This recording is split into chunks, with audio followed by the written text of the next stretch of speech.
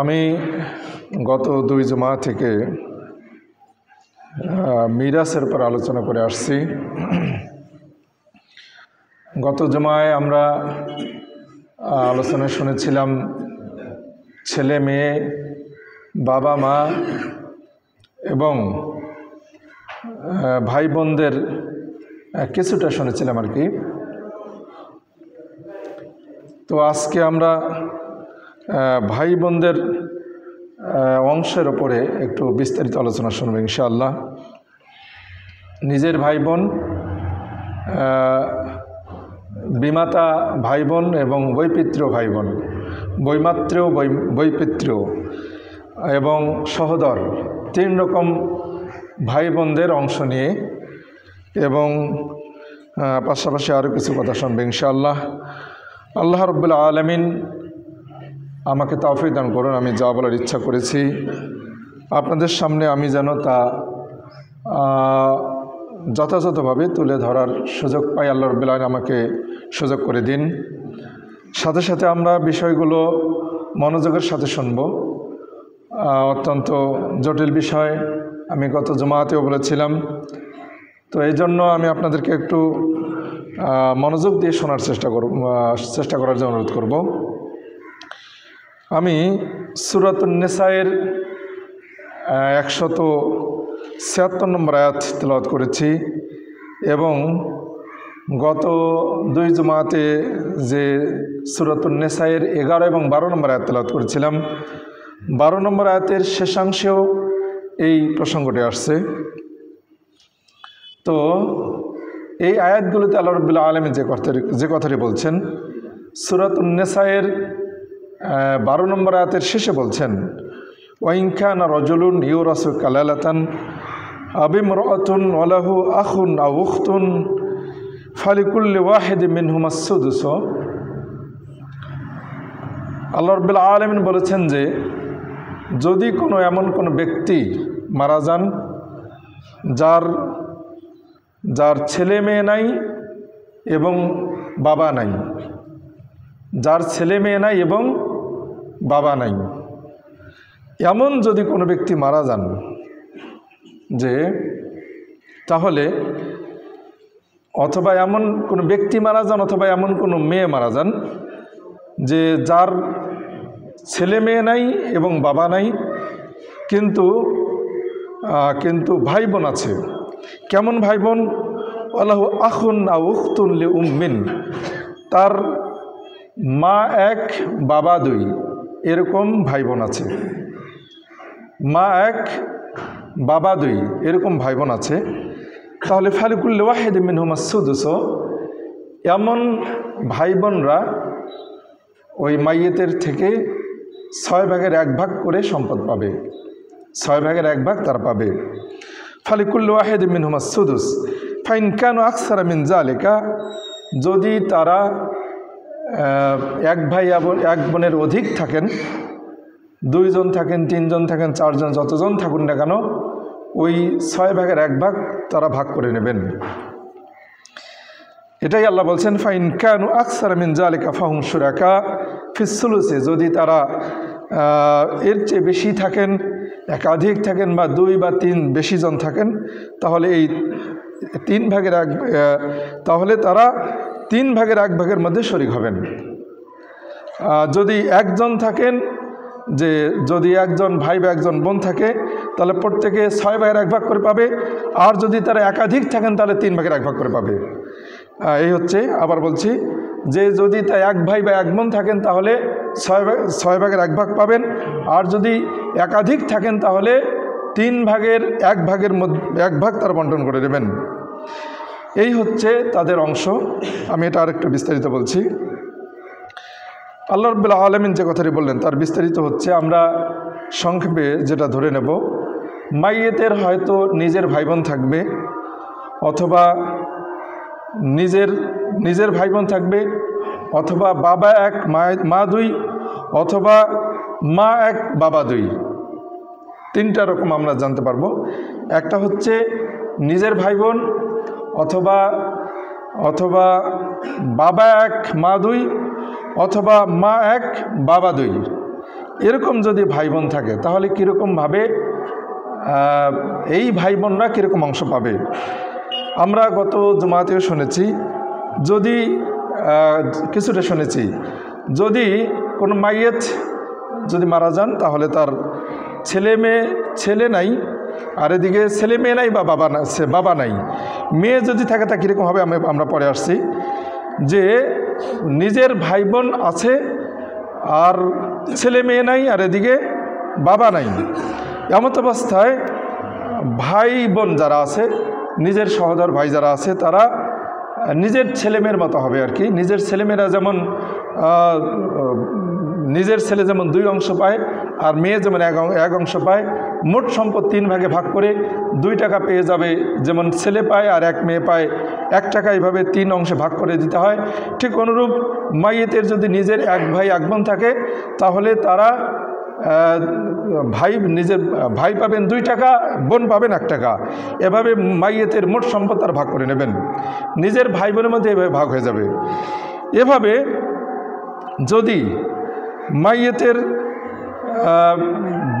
বইমাত্র ভাই বোন যদি থাকে, অর্থাৎ বাবা 1 মা 2, এমন যদি ভাই বোন থাকে তাহলে তারাও এভাবেই পেয়ে যাবেন। যদি 1 ভাই বা 1 বোন থাকেন তাহলে ভাই পাবেন 2 টাকা, বোন পাবেন 1 টাকা, এভাবে। কিন্তু মা 1 বাবা 2 তাদের অংশটা একটু ব্যতিক্রম। আল্লাহ রাব্বুল আলামিন সেটাই কোরআনে বলেছেন যে সূরাতুন নিসায়ের 12 নম্বর আয়াতের শেষে বলছেন যে তারা পাবে যদি মা 1 বাবা 2 হয়, এমন ভাই বোন যদি থাকে মাইয়েতের, তাহলে এমন ভাই বোনরা পাবে 6 ভাগের 1 ভাগ, সুদুস পাবে, 6 ভাগের 1 ভাগ পাবে। সেখানে কিন্তু যদি ভাই বোনেই থাকে আর কেউ যদি না থাকে তাহলে 6 ভাগের 1 ভাগ তারা পাবে বটে, কিন্তু 6 ভাগের 1 ভাগ দেওয়ার পর আবার বাকি যেটা থাকবে সেটাও আবার যদি মাইয়েতের যদি স্ত্রী বা কেউ যদি না থাকে, তাহলে স্বামী হয়ে স্ত্রী বা স্ত্রীর স্বামী যদি না থাকে, তাহলে এমন অবস্থায় আবার সেই অংশটা তাদের কাছে ফিরে যাবে, বাকিটা ফিরে যাবে। অর্থাৎ মনে করে নিন মাইয়েতের যদি মোট সম্পদ যা আছে 6 ভাগে ভাগ করতে হবে, 6 ভাগের শুধু 6 ভাগের 1 ভাগ ওই মা 1 বাবা 2 এমন ভাই বোনকে দিয়ে দিলেন। দেওয়ার পর আরও 5 টাকা থেকে থাকে, এই 5 টাকা আবার তাদের কাছে ফিরে যাবে।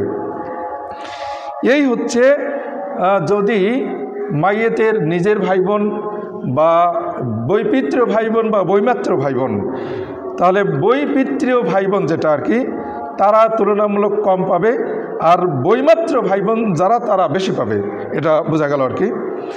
আবার যদি মাইয়েতের কোনো অরিশ ভাই বোন ছাড়া যদি আর কেউ না থাকে তাহলে আবার তাদের কাছে সেটা ফিরে চলে যায়। এভাবে যদি মাইয়েতের মনে করে নিন যে 2 বোন এবং ভাই আছে, 2 বোন এবং ভাই আছে, এমত অবস্থায় এবং সেটা নিজের আপন 2 বোন এবং ভাই আছে, তাহলে সেখানে ওই আগের মতোই ছেলে মেয়ের মতোই যেভাবে বন্টন হয়েছিল সেভাবে হবে। মনে করে নিন মোট সম্পদকে 9 ভাগে ভাগ করতে হবে, 9 ভাগের 2 বোনকে দিতে হবে হলো সুলুসান, অর্থাৎ 3 3 6 টাকা, আর নিজের ভাই সে পাবে হচ্ছে আখুন, যে আর কি নিজের ভাই সে পাবে 2 টাকা, অর্থাৎ ধরে নিন সুলুসান অর্থাৎ 3 3 6 টাকা দিয়ে দিলাম 2 বোনকে, আর বোন যা পাইলো তার অর্ধেক পাইলো হচ্ছে ভাই। এই জন্য ভাইকে দেব আমরা হচ্ছে মোট প্রথমে দেব হচ্ছে আমরা আখুনকে 2 টাকা দেব, ভাইয়ের বোনের ডবল দেব, অর্থাৎ আমি যে 12 টাকা যদি ভাগ করে, হ্যাঁ তাহলে সুন্দর, যে 12 টাকা, তাহলে 12 টাকা দিলে হচ্ছে 2 বোনকে দেবো 3 3 6 টাকা, আর ভাইকে দেবো 6 টাকা। জি আলহামদুলিল্লাহ, জাযাকাল্লাহ খায়ের। এভাবে হচ্ছে আর কি বন্টনটি। এরপর যদি অর্থাৎ মা এক আর বাবা 2 এমনদের সাথে যদি মেয়ে থাকে, এটি একটি নতুন বিষয়। যদি বৈপিত্রীয় ভাই বোন আছে আর তার সাথে মেয়ে আছে, বৈপিত্রীয় ভাই বোন এবং তার সাথে মেয়ে আছে, অর্থাৎ মা এক বাবা দুই, এমন ভাই বোন আছে তার সাথে মেয়ে আছে, এমত অবস্থায় কী হবে, বোন পাবে হচ্ছে অর্ধেক, আর বোন পাবে প্রথমে অর্ধেক, অর্থাৎ মনে করে নিন মোট সম্পদকে দুই ভাগে ভাগ করতে হবে। এমন অবস্থায় বোন পাবে হলো অর্ধেক, আর বৈপিত্র যে ভাই বোন থাকলো, মেয়ে থাকা অবস্থায় বৈপিত্র ভাই বোন বঞ্চিত হবে, কিছু পাবে না। মেয়ে থাকা অবস্থায় বৈপিত্র বাবা দুই মা এক এমন ভাই বোন মেয়ে থাকা অবস্থায় কিছুই পাবে না, তারা বঞ্চিত হবে।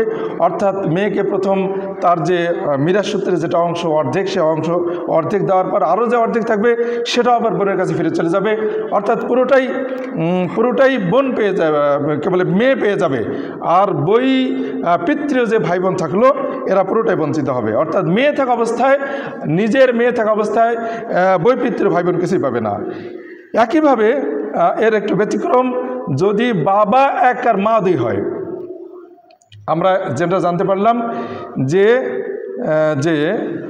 কখন যার বাবা দুই মা এক, বাবা দুই মা এক এমন ভাই বোন বঞ্চিত হলো মেয়ে থাকা অবস্থায়, কিন্তু বাবা এক মা দুই এমন ভাই বোন মেয়ে থাকা অবস্থায় আবার তার অংশ পাবে।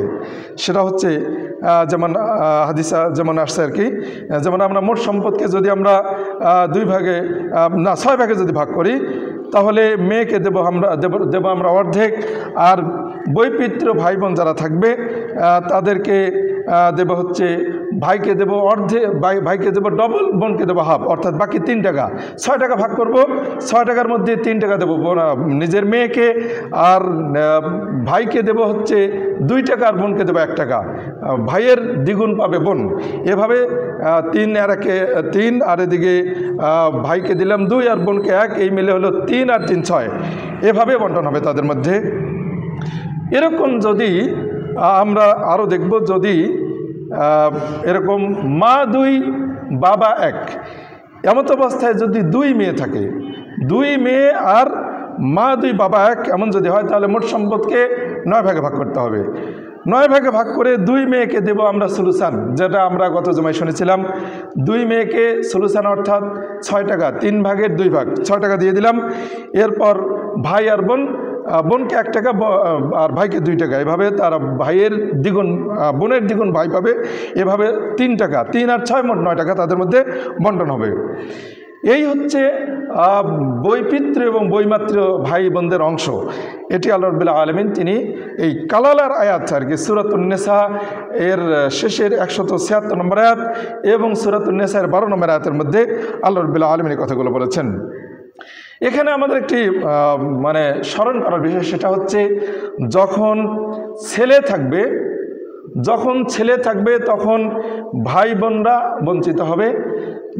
যখন ছেলে থাকবে এবং নিজের ভাই বোন থাকবে, যখন ছেলে থাকবে তখন নিজের ভাই বোন এবং বৈমাত্র ভাই বোন এবং বৈপিত্র ভাই বোন সবাই বঞ্চিত হবে। আবার বলছি, যখন ছেলে থাকবে, নিজের ছেলে তার সাথে মেয়ে থাক বা না থাক, সর্বস্থায় নিজের ভাই বোন, বৈপিত্র ভাই বোন এবং বৈমাত্র ভাই বোন সকলে বঞ্চিত হবে যখনই ছেলে থাকবে। আমরা এটা স্পষ্ট আমাদের কাছে। এরপর গত জুমাতে আমরা শুনেছিলাম মায়ের সাথে ভাই বোন, নিজের ভাই বোন কীরকম পাবে, আমরা এই বিষয়টি গত জুমায় শুনেছিলাম আলহামদুলিল্লাহ। তো এই হচ্ছে মোটামুটি ভাই বোনদের অংশ। আমি এ বিষয়ে আর যে বিষয়গুলো আসছে, আমরা মোটামুটি ইসলামের যে বিষয়গুলো আমরা সকলেই জানি। ইসলাম একটি যে মাইয়েতের রেখে যাওয়া সম্পদকে বন্টনের ব্যাপারে ইসলাম একটি ইনসাফ প্রতিষ্ঠা করেছে। যার যেটুকু প্রয়োজন ইসলাম তাকে ততটুকু দিয়েছে।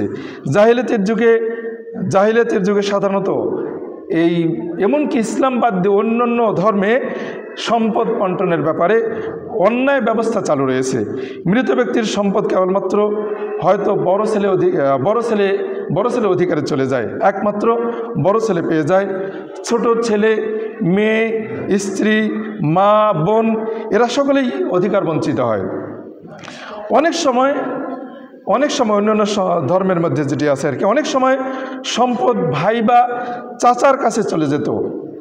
এটি অন্য জাহিলিয়াতের যুগে প্রচলিত ছিল, এমনকি অন্যান্য ধর্মে এখনও প্রচলিত আছে যে যে যখন মাইয়ের যখন মারা যাবে, তার যখন ছেলে মেয়ে থাকবে না, তখন দেখা যাচ্ছে যে ভাই বা চাচার কাছে চলে যায়, মেয়ের সম্পদ চাচার কাছে চলে যায়।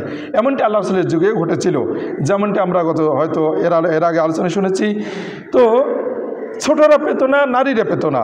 কী কারণে পেত না? যে বড়রা, ছেলেরা এবং চাচারা, তারা হচ্ছে পরিবারকে সংরক্ষণকারী, তারা তাদের বিপদে তাদের পাশে গিয়ে দাঁড়াতে পারবে, তারা হলো যোদ্ধা, তারা পরিবারের সকল দেখাশোনা দায়িত্ব তারাই করবে। এই অজুহাতে কেবলমাত্র বড় ছেলে অথবা চাচারা পুরো সম্পদ ভোগ করত। ইসলাম এই প্রথা সম্পূর্ণ বাতিল করেছে। নারী এবং অপ্রাপ্ত বয়স্কদের জন্য নির্দিষ্ট একটা অংশ আল্লাহ রাব্বুল আলামিন অবধারিত করেছেন। সম্পদ কম হোক বা বেশি হোক, তাদের অংশ আল্লাহ রাব্বুল আলামিন বাধ্যতামূলক করেছেন ইসলামের মধ্যে।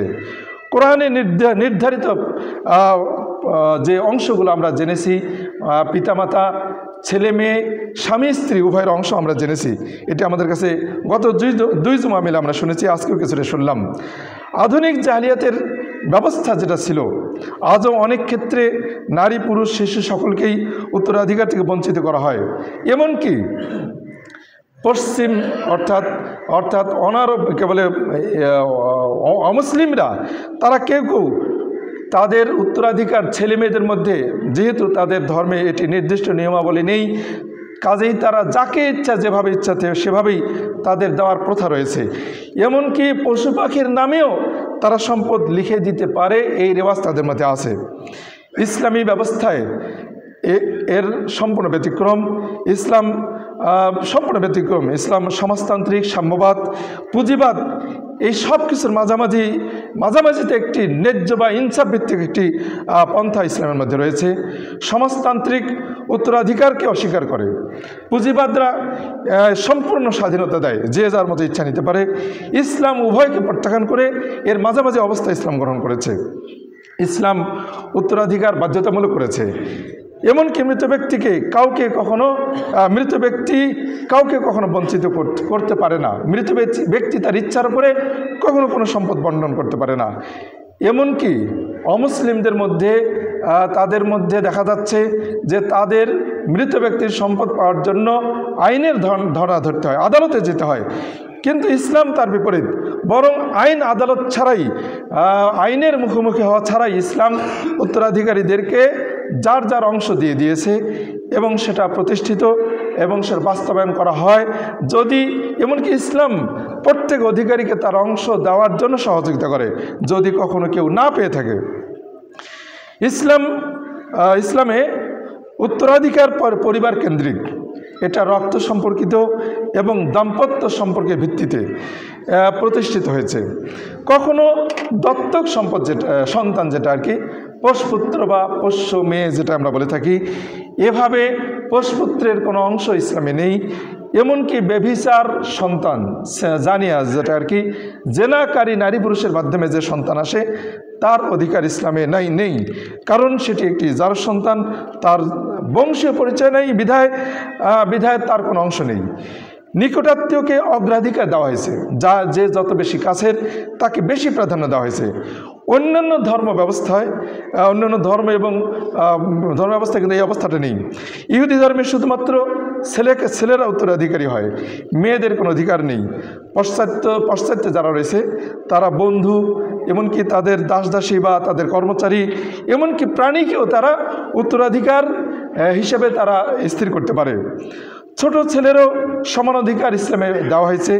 এমনকি ছোট ছেলেকে যেমন বড় ছেলেকে যেমন অধিকার দেওয়া হয়েছে, ছোটকে তেমন অধিকার দেওয়া হয়েছে। এমনকি গর্ভস্থ বাচ্চাকে যদি মাইয়েত রেখে মারা যায়, তারপরেও তার সন্তানকে প্রাপ্তবয়স্ক ছেলের সমান তাকে অধিকার দেওয়া হয়েছে। ইসলামে নারীদের অধিকার প্রতিষ্ঠিত।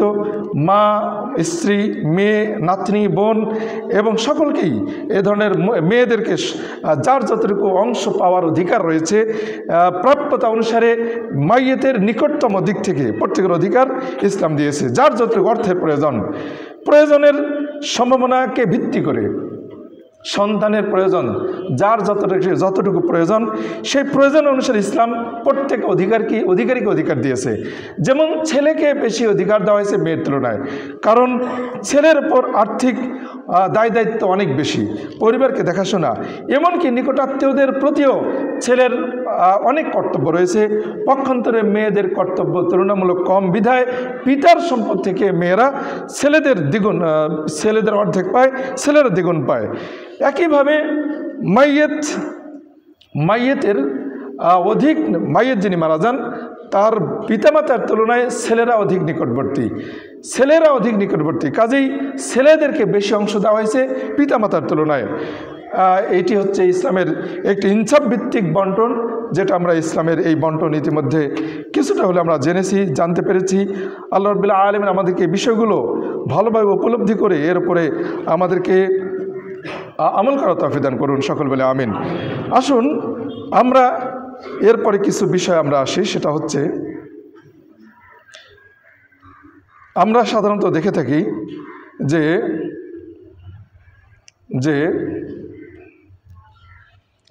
স্ত্রীদেরকে অর্থাৎ মেয়েদেরকে আর কি, পরিবারে যারা মেয়ে রয়েছে তাদেরকে সাধারণত অংশ থেকে বঞ্চিত করা হয় বা তাদেরকে অংশ দেওয়া হয় না। এখানে মেয়ে কি করতে পারে? মেয়ে কি তার অংশ তিনি কি ইচ্ছামতো ভাইদেরকে যেভাবে ইচ্ছা দিয়ে দিতে পারেন, না তিনি তার অংশ নেবেন, কি করবেন? এ নিয়ে আমাদের কতটুকু করণীয়, আমরা এই বিষয়ে কতটুকু আমরা কি ভাবব? আজকের সমাজে যেটা প্রচলিত আছে, সাধারণত মেয়েদেরকে সাধারণত বঞ্চিত করা হয়, ছেলেদেরকে ইচ্ছামতো দিয়ে দেওয়া হয়, মেয়েদেরকে সামান্য একটু দিয়ে দেওয়া হয়। আল্লাহ রাব্বুল আলামিন এটি একটি আসমানি বন্টন। আল্লাহ রাব্বুল আলামিন 7 আসমানের উপর থেকে, সেই আরশে আজিমের উপর থেকে আল্লাহ রাব্বুল আলামিন এই বন্টন করে তিনি কোরআনের আয়াত অবতীর্ণ করেছেন। কার কতটুকু অংশ, এখানে কারো কোনো কলম ধরার, ইচ্ছামতো বন্টনের কোনো সুযোগ নেই,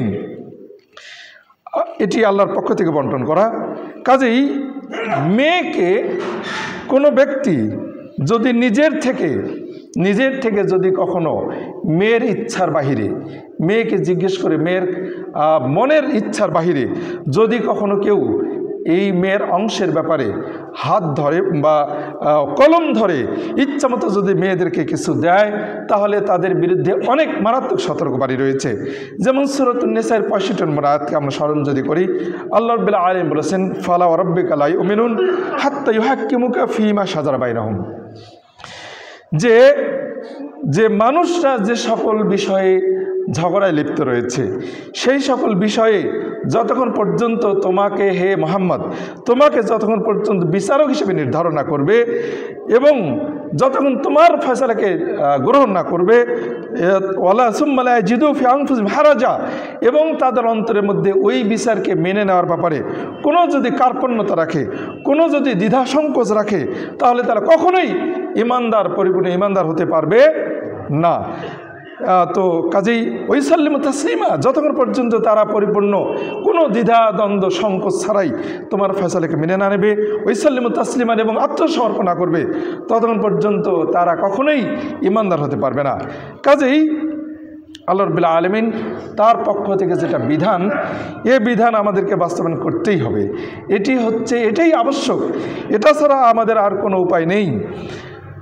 তো এখানে কিছু কথা আসছে, সেটা হচ্ছে যে আলেমদের পক্ষ থেকে কিছু ইজতিহাদ আসছে। সেটা হচ্ছে ইজতিহাদি কথা, এটা আমার কথা না, ব্যক্তিগত কথা নয়, ইজতিহাদি কথা। এবং বর্তমান আরব সৌদিয়ান বড় বড় আলেম যারা রয়েছেন, তারা যেটা বলতেছেন, তাদের কথার সারাংশ যে কথাটি আমি বলছি, সেটা হচ্ছে এরাওয়াউল গালিলের 5ম খণ্ডের 279 পৃষ্ঠা আসছে।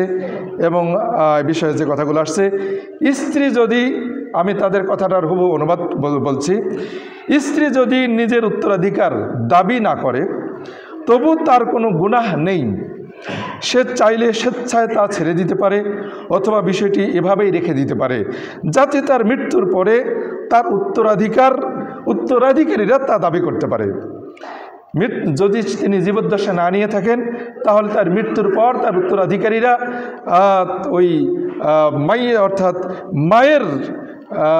মায়ের বা ওই মহিলার উত্তরাধিকার যারা রয়েছে তারা সেটা দাবি করে নিতে পারেন, কিন্তু তারা সতর্ক করছেন, কিন্তু যারা তাকে তার হক গ্রহণ করতে বাধা দেয়, হক গ্রহণ করতে বাধা দেবে অথবা ভয় দেখাবে, ধমক দেবে, কঠোরতা আরোপ করবে, অপমান করবে, লজ্জা দিবে, তাকে তার অংশ না নেওয়ার জন্য উৎসাহ দেবে, দাবি না করার জন্য বাধ্য করবে, তারা নিঃসন্দেহে গুনাহগার হবে, তারা নিঃসন্দেহে গুনাহগার হবে, পাপী হবে। তারা তাদের বোনকে তার অংশ থেকে বঞ্চিত করার জন্য দায়ী হবে। কারণ যখন সে স্বতঃস্ফূর্তভাবে, যদি মহিলা যদি স্বতঃস্ফূর্তভাবে তার হক ত্যাগ করেন সেটা ভিন্ন বিষয়, কিন্তু স্বতঃস্ফূর্তভাবে যদি কোনো মহিলা তার অধিকার ত্যাগ না করেন তখন যদি কেউ তাকে নানাভাবে নানা কৌশলে যদি তার অংশ থেকে বঞ্চিত করার চেষ্টা করে তাহলে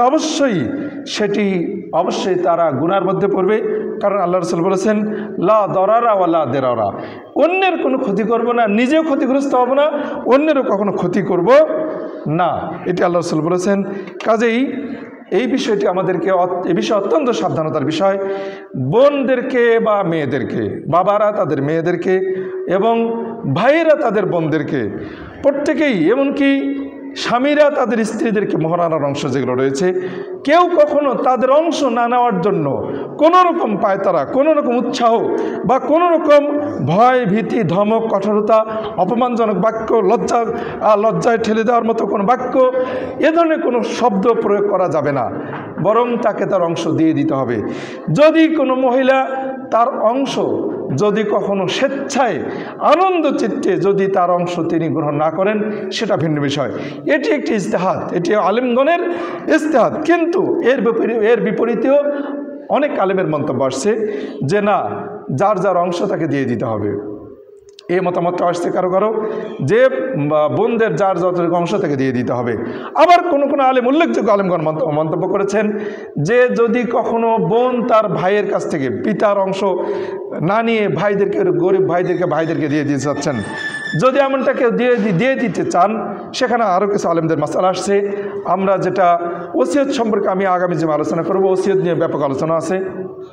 তো যেহেতু প্রসঙ্গক্রমে চলে আসলো, কাজেই বোন যদি বা কোনো মহিলা যদি তাদের পুরুষদের কাছ থেকে উত্তরাধিকার সূত্রে যা পাওয়ার সেটা যদি তারা না নেন, কতটুকু নিতে পারবেন না, সেটি হচ্ছে ওসিয়ত যে পর্যন্ত করা যাবে আর কি, অর্থাৎ 3 ভাগের 1 ভাগ পর্যন্ত নিজের ভাই বোনদেরকে বা অন্যদেরকে দিয়ে দিতে পারবেন, 3 ভাগের 1 ভাগ পর্যন্ত, এছাড়া পারবেন না। এটিও আলেমদের ইজতিহাদি মাসালা। যা হোক, আমাদের এই বিষয়ে সাবধানতার বিষয়, আমরা যাতে করে এসব বিষয়ে কখনো কোনো দোষের মধ্যে যেন না পড়ে যাই, কোনো ত্রুটির মধ্যে যেন না পড়ে যাই। আমরা কখনো যেন এ বিষয়ে কোনো মেয়েকে, কোনো মাকে, কোনো বোনকে, কোনো স্বামী তার স্ত্রীকে, কেউই কখনো কাউকে তার অংশ না নেওয়ার জন্য উৎসাহের কোনো কারণ বা মাধ্যম যেন আমরা কখনোই না হই। সাবধানতার বিষয়।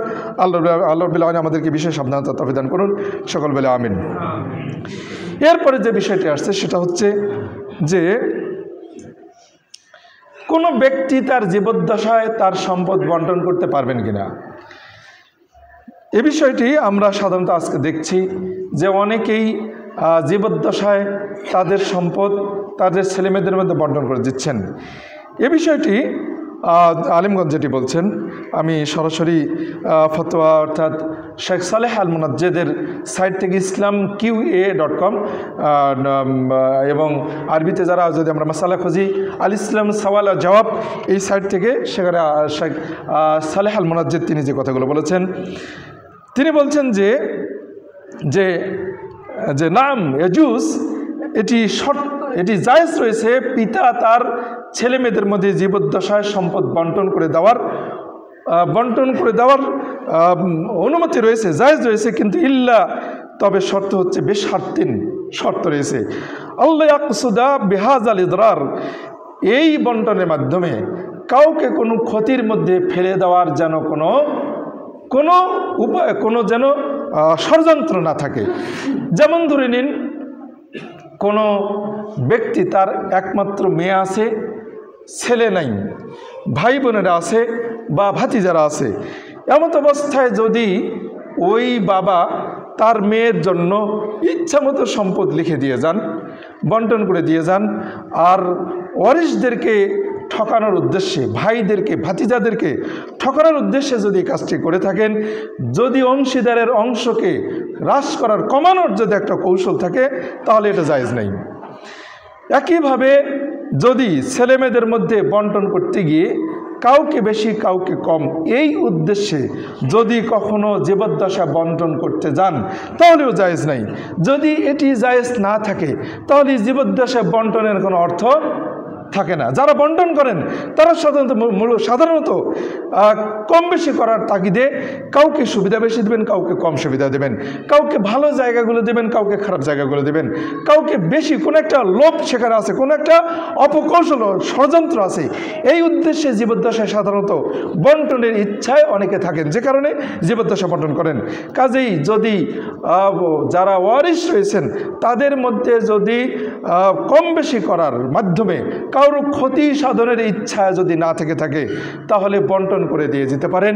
সেটা জীবদ্দশায় বন্টন করা আর তার মৃত্যুর পরে বন্টন করা একই অবস্থা, এর মধ্যে কোনো কম বেশি নেই। যেমন সহিহ বুখারী এবং মুসলিম হাদিস আসছে, সহিহ বুখারী হাদিস আসছে 2527 নম্বর হাদিস আসছে, নোমান বিন বাশির সাহাবী তিনি বলছেন যে তাসাদ্দাক আলাইয়া আবি, আমার বাবা তার সম্পদের কিছু অংশ আমাকে দান করে দিলেন। ফাকালা উম্মি, তখন আমার মা বললেন আমার বাবাকে যে লা আরদি হাত্তা তুশহিদা, যে আমি আমার ছেলেকে যেটা দিলেন, দান করলেন, এই দানে শুধু মুখে মুখে বললেন আমি এতে রাজি নই, খুশি নই। স্ত্রী বলতেছেন তার ছেলের ব্যাপারে স্বামীকে বোঝাচ্ছেন, যে মহিলার সঙ্গে যেটা করে থাকে, যে আমি এ বিষয়ে আপনার মুখের কথা আমি মানি না, বরং এ বিষয়ে আল্লাহ রাসূলকে সাক্ষ্য রাখুন, আপনি আল্লাহ রাসূলকে সাক্ষী রাখবেন যে আমার ছেলেকে আপনি এটি দিলেন। তারা দুজনে চলে গেলেন। ফান্দালাকা আবি ইলান নবী, আমার বাবা নবীর কাছে গেলেন, গিয়ে বললেন যে আমি আমার এই ছেলেকে এই দিলাম, আমি আপনাকে সাক্ষী রাখতে চাই। তখন আল্লাহ রাসূল বললেন যে তোমার কি আরও কোনো ছেলে আছে? তোমার কি আরও কোনো ছেলে আছে? তখন তিনি বললেন আছে। তো ফালতা হাযা বিওলাদিকা কুল্লিহিম, তুমি কি তোমার বাকি সন্তানদেরকে সকলকেই এই পরিমাণ দিয়েছো? তখন তিনি বললেন যে না। আল্লাহ রাসূল বললেন ইত্তাকুল্লাহ, তুমি আল্লাহকে ভয় করো, ওয়াদিলু ফি আওলাদিকুম, সন্তানদের মধ্যে তোমার সম্পদ যে সাদাকা যে দান করলে, এই দানের ব্যাপারে তোমার সন্তানদের মধ্যে দানের ব্যাপারে আল্লাহকে ভয় করো। আর আমি এই অন্য সহিহ মুসলিম অন্য রায়াতে আসছে যে লা আশহাদু আলা জাওরিন, আমি এই অন্যায় বা জুলুমের উপরে কখনো সাক্ষী থাকবো না, এভাবে তিনি বলে দিলেন। কাজেই ছেলে মেয়েদের মধ্যে জীবদ্দশায় যদি কেউ কখনো সম্পদ বন্টন করে দিতে চান, তাহলে এটা হচ্ছে তার মৃত্যুর পরে যদি উপযুক্ত ইনসাফ ভিত্তিক সন্তানের মধ্যে বন্টন না হওয়ার যদি শঙ্কা থাকে, তাহলে সেটা বন্টন করে দিতে পারেন। তারপরেও সেটাও আলেমরা যেটা বলছেন যে এটাও ঠিক হবে না, তারা যেটা বলছেন, দেখুন তারা যেটা বলছেন যে ফতোয়া লাজনা দাইমাতে আসছে যে এটি সাধারণত ঠিক নয়। ইকরা ইউকাসসামা আহাদুন মা লাহু ফি হায়াতিহি বাইনা ওয়ারাসাতিহি, যে কোনো বাবার বা কোনো ব্যক্তির তার ওয়ারিসদের মধ্যে জীবদ্দশায় সম্পদ বন্টন করা ঠিক নয়। কেন ঠিক নয়? এটা মাকরুহ, ঠিক নয়। কেন ঠিক নয়? যেমন ধরে নিন, যদি ওসিয়ত সম্পর্কে আমি আগের জমে আলোচনা করবো ইনশাআল্লাহ, প্রসঙ্গক্রমে চলে আসলো। কেন ঠিক নয়? যদি বাবা তার ছেলেদের মধ্যে সম্পদ যদি বন্টন করে দেন, ধরে নিন 3 ছেলে আছে বা 2 ছেলে আছে, বন্টন করে দিয়ে দিলেন, দেওয়ার পর দেখা যাচ্ছে যে তিনি মারা যাওয়ার আগে এক ছেলে মারা গেল, তিনি মারা যাওয়ার আগেই এক ছেলে মারা গেল, তখন তো বন্টনের ধরনটা তিনি যেভাবে দিলেন সেভাবে হবে না। কাজেই এটি বন্টন না করে দেওয়াটাই হলো বেশি যুক্তিযুক্ত। যদিও হাদিস, তবে নির্দিষ্ট পরিমাণ উপঢৌকন দেওয়া যেতে পারে। অর্থাৎ আমি যেটা বলবো আর কি, সম্পদ যদি ছেলেমেয়েদের মধ্যে হাদিয়া স্বরূপ কিছু দেন, আপনার আছে কয়েক কোটি টাকার সম্পদ রয়েছে, আপনি সব ছেলেকে ধরে নেন 5 লক্ষ টাকা করে দান করলেন, 10 লক্ষ টাকা করে আপনি দিলেন একটা কিছু করার জন্য। আপনার অনেক সম্পদ রয়েছে, তার থেকে 2-3 ছেলেকে 10 লক্ষ টাকা করে 30 লক্ষ টাকা দিয়ে দিলেন, 2 মেয়েকে। এখানে একটি মন্তব্য আমি বলে দিই, সেটা হচ্ছে যদি ছেলেমেয়েদের মধ্যে যদি জীবদ্দশায় উল্লেখযোগ্য সম্পদ কিছু বন্টন করে দেন, তাহলে ছেলেকে ডবল দিতে হবে, মেয়েকে হাফ দিতে হবে। জীবদ্দশাতেও যদি এভাবে আপনি বন্টন করেন, যেন মৃত্যুর পর বন্টনের মতো এমনটা যদি বন্টনটা হয়, যেটা সাধারণত না করাটাই বেশি ঠিক। কিন্তু যদি উপহার স্বরূপ দিয়ে থাকেন, উপহার স্বরূপ, তাহলে সবাইকে সমানভাবে দিয়ে দিতে হবে। এটা অল্প পরিমাণ, যাতে করে কে আগে মারা যাবে এটা আমরা কেউ জানি না। এই হিসেবে সাবধানতা স্বরূপ, সতর্কতা স্বরূপ অল্প কিছু বন্টন করে দেওয়া যেতে পারে। আর এটা স্পষ্ট যে কে আগে মারা যায় আমরা যেহেতু জানি না, হতে পারে যে বন্টন যেটা আমরা করতে যাব এটা পরবর্তীতে আবার ফিরে নিতে হতে পারে। এমনটা হতে পারে যে জমি সব বন্টন করে ছেলেমেয়েদের মধ্যে দেওয়ার পর দেখা গেল বাবা মা কিছুই তাদের হাতে রাখলেন না, বার্ধক্যকালে ছেলেমেয়েরা সম্পদ পেয়ে যাওয়ার কারণে বাবা মার আর কখনো কদর করবেন না, যেহেতু তারা তাদের হাতে আর কিছুই রাখেননি। যে কারণে বার্ধক্যের বয়সকালে তাদের যে অর্থের প্রয়োজন ছিল, অথবা তাদের প্রয়োজনে তারা যে দান করার যে প্রয়োজন ছিল আর কি, আল্লাহর পথে যে দানের প্রয়োজন, সাদাকা করার প্রয়োজন, যাকাত দেওয়ার প্রয়োজন, অনেক নেকি থেকে তারা বঞ্চিত হবেন। যদি তাদের হাতে সম্পদগুলো থাকে তাহলে তাদের সম্পদ থেকে তারা যাকাত দিতে পারবেন, দান করতে পারবেন, ইচ্ছা মতো খরচ করতে পারবেন। কিন্তু বন্টন করে দিলে যারা বন্টন করে দিবে, ধরে নিন যদি আজকে বন্টন করে দিলেন, আরও 10 বছর বেঁচে থাকলেন, এই 10 বছর বেঁচে থাকার পর দেখা যাচ্ছে যে তারা শেষকালে একেবারেই জীর্ণ শীর্ণ একেবারে অসহায় অবস্থায় চলে গেলেন। সম্পদ বন্টন করে দেওয়ার কারণে ছেলেমেয়েদের মাধ্যমে তারা নির্যাতিত হওয়ার সম্ভাবনা রয়েছে। এই সব কারণে জীবদ্দশায় কোনো ছেলেমেয়ের মধ্যে সম্পদ বন্টন সাধারণত না করাটা বেশি যুক্তিযুক্ত। আসুন আমরা যতটুকু শুনলাম এরপরে আমরা আমাদের জীবদ্দশায় আমরা আমল করার চেষ্টা করব।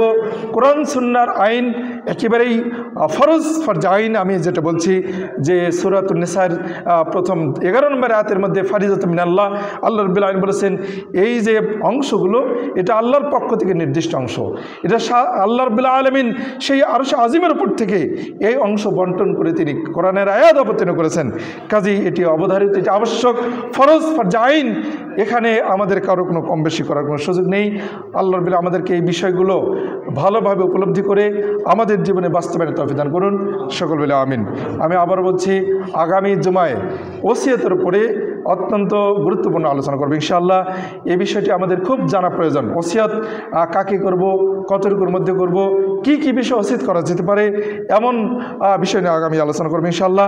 আল্লাহ আমাদেরকে আমরা যতটুকু শুনলাম অবশ্যই কোরআন হাদিসের উপরে, কোরআন সুন্নাহর উপরে আমল করার মাধ্যমে শুধুমাত্র সালাত, সিয়াম, হজ, যাকাতের মধ্যেই ইসলাম সীমাবদ্ধ নয়, অর্থনীতি বিষয়টি অত্যন্ত গুরুত্বপূর্ণ।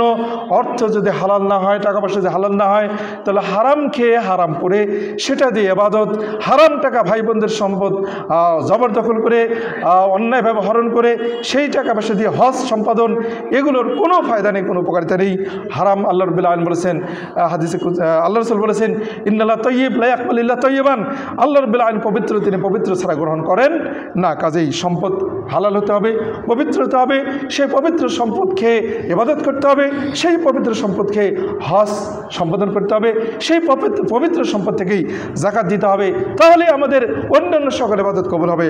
আল্লাহ আমাদেরকে সেই পবিত্র ইবাদতগুলো করার তৌফিক দান করুন, পবিত্র অর্থ দিয়ে। সকল বলে আমিন। আমিন রহমাকুমুল্লাহ।